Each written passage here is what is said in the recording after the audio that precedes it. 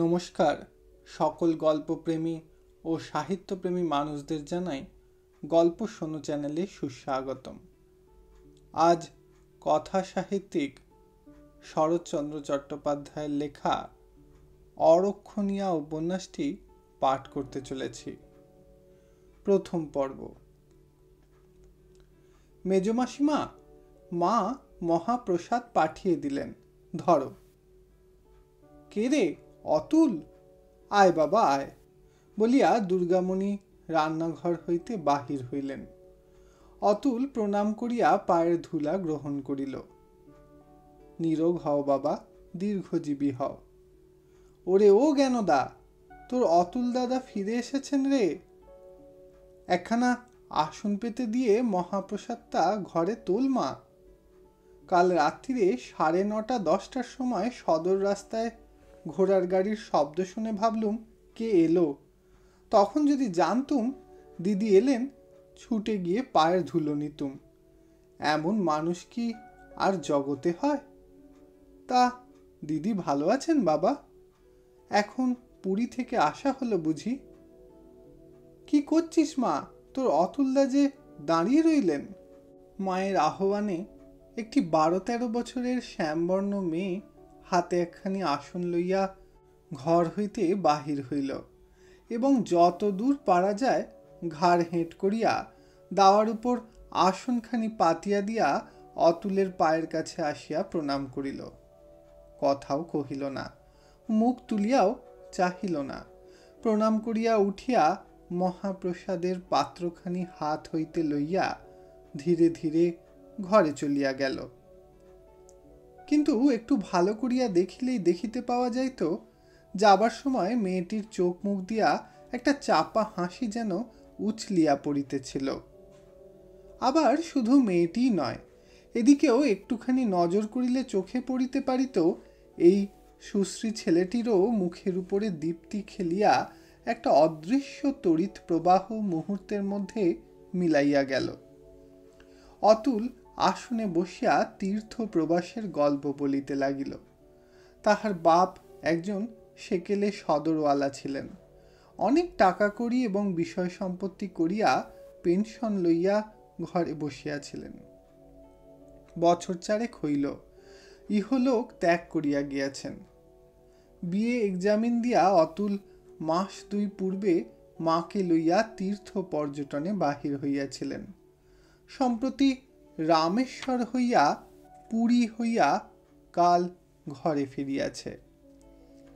গল্প শুনিয়া দুর্গামণি একটা নিঃশ্বাস ফেলিয়া বলিলেন, আর এমনই মহাপাতকী আমি যে আর কিছু না হোক একবার কাশী গিয়ে বাবা বিশ্বেশ্বরের চরণ দর্শন করে আসব।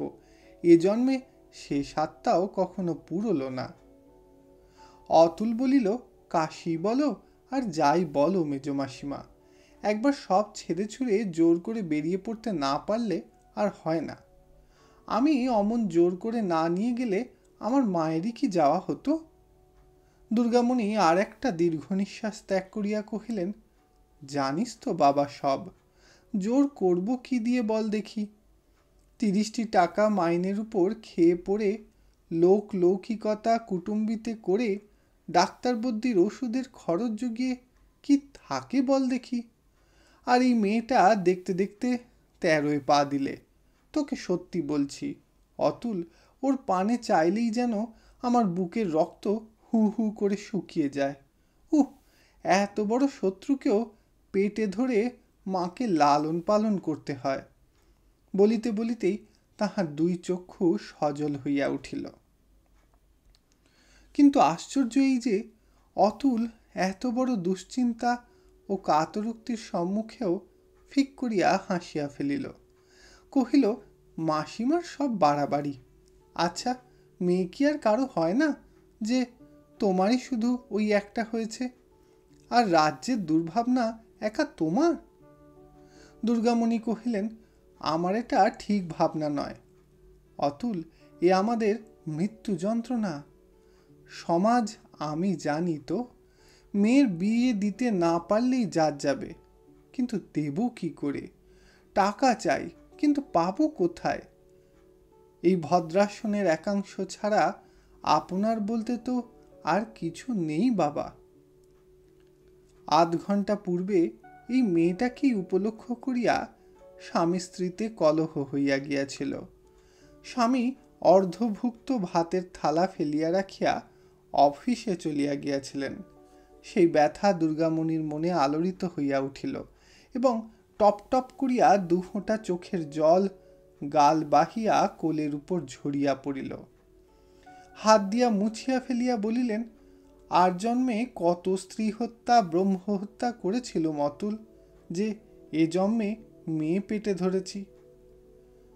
অতুল কহিল, না মেজমাসিমা, আমি উঠলুম, নইলে তুমি থামবে না। দুর্গামণি আর একবার চোখ মুছিয়া লইয়া কহিলেন, না বাবা, একটু বসো, দুদণ্ড তোর কাছে কাঁদলেও বুকটা হালকা হয়। তাই বলি, ভগবান, হতভাগীকে আমার কোলেই যদি পাঠালে, রংটা একটু ফর্সা করেই পাঠালে না কেন? কালো বলে কেউ যে ওকে আশ্রয় দিতেই চায় না। সবাই যে চায় সুন্দরী মেয়ে। ওরে পোড়া সমাজ, তুই কুল শীল স্বভাব চরিত্র কিছুই যদি দেখবি নে, মেয়ে শুধু কালো বলেই তাকে ঘরে ঠাঁই দিবি নে, তবে সে মেয়ের বিয়ে না হলেই বা বাপ মাকে দণ্ড দিবি কেন? অতুল কহিল, কালো মেয়ের কি বিয়ে হচ্ছে না?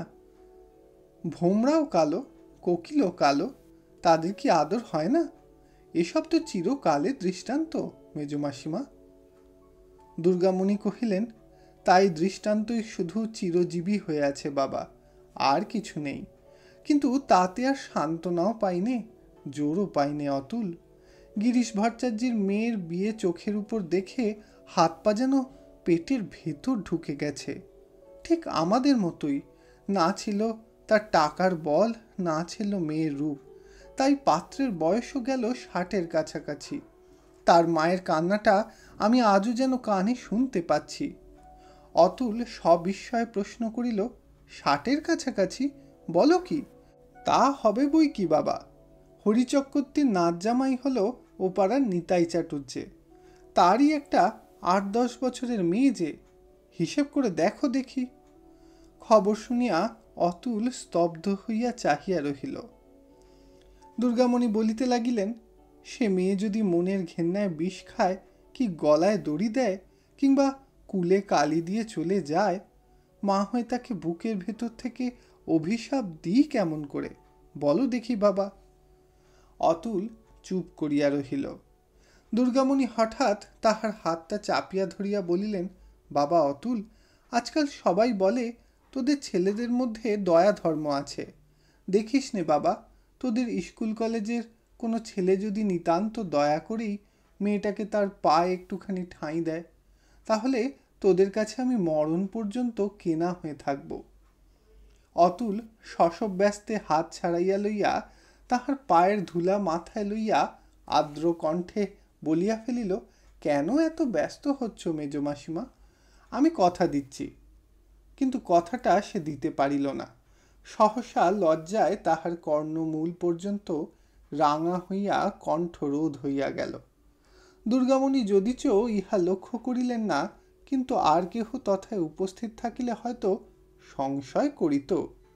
কি এমন কথাটা অতুল ঝোঁকের উপর দিতে গিয়াও এমন করিয়া থামিয়া গেল। অতুল নিজেকে সামলাইয়া লইয়া উঠিয়া দাঁড়াইল, সহজভাবে কহিল, আচ্ছা, খুব চেষ্টা করব। কই রে জ্ঞানদা, একটা পান টান দে না, বাড়ি যাই। দুর্গামণি রাগিয়া চিৎকার করিলেন, তোর অতুলদারে একটা পান দে না গেনি। মুখ পোড়া মেয়ের না আছে রূপ, না আছে গুণ, বলি এসব কথাও কি শেখাতে হবে? মহাপ্রসাদ নিয়ে সেই যে ঘরে ঢুকলি আর বেরুলি নে, শিগগির পান নিয়ে আয়। আচ্ছা, আমি নিজেই গিয়ে পান নিচ্ছি। কোন ঘরে রে জ্ঞানদা?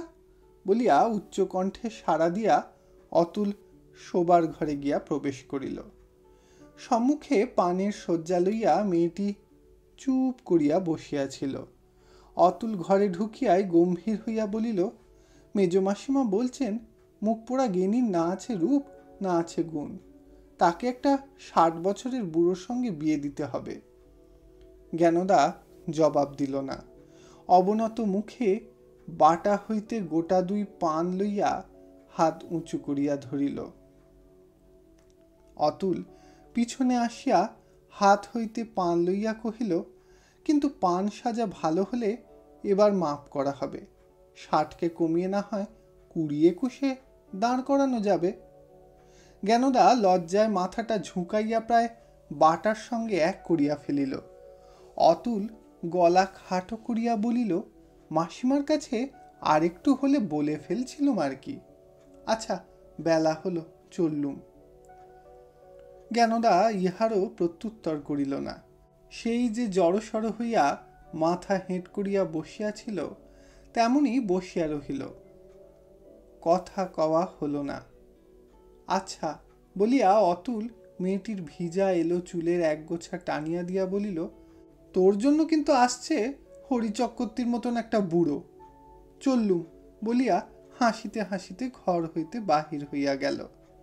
কিন্তু উঠানে পা দিয়াই চেঁচাইয়া উঠিল, মেজো মাসিমা, জ্ঞানর জন্যে বোম্বাই থেকে মা একজোড়া চুড়ি কিনেছিলেন, বাইরে এসে দেখো। কই দেখি বাবা বলিয়া দুর্গামণি পুনরায় রন্ধনশালা হইতে বাহির হইলেন। অতুল পকেট হইতে দুগাছি চুড়ি বাহির করিয়া মেলিয়া ধরিল। তাহার রং এবং কারুকার্য দেখিয়া দুর্গামণি অত্যন্ত পুলকিত চিত্তে দাতার ভূয়ভূ যশ গান করিতে লাগিলেন। চুড়ি দুগাছি কাঁচের বটে, কিন্তু সেরূপ মূল্যবান বাহারে চুড়ি পাড়াগাঁয় কেন, কলিকাতাতেও তখনও আমদানি হয় নাই। বস্তুত তাহার গঠন, চাকচিক্য এবং সৌন্দর্য দেখিয়া মায়ের নাম করিয়া অতুল নিজের টাকাতেই বোম্বাই হইতে ক্রয় করিয়া আনিয়াছিল। মায়ের ডাকাডাকিতে জ্ঞানদা বাহিরে হইয়া হাসিল এবং নিঃশব্দ নত মুখে স্নেহের এই প্রথম উপহার হাত পাতিয়া গ্রহণ করিতে গিয়া তাহার অঞ্জলিবদ্ধ হাত দুটি কাঁপিয়া গেল। তারপরে দাতার পায়ের কাছে নমস্কার করিয়া সে ধীরে ধীরে প্রস্থান করিল। সে একটি কথাও কহে নাই, কিন্তু আজ তাহার অন্তরের কথা অন্তর্যামী জানিলেন। শুধু পিছনে দাঁড়াইয়া এই দুটি মানুষ ক্ষণকালের জন্য সস্নেহ মুগ্ধ নেত্রে এই কিশোরীর অনিন্দ গঠন ও গতিভঙ্গির প্রতি চাহিয়া রহিলেন। ইতি অরক্ষণীয়া উপন্যাসের প্রথম পর্ব সমাপ্ত হইল। ধন্যবাদ।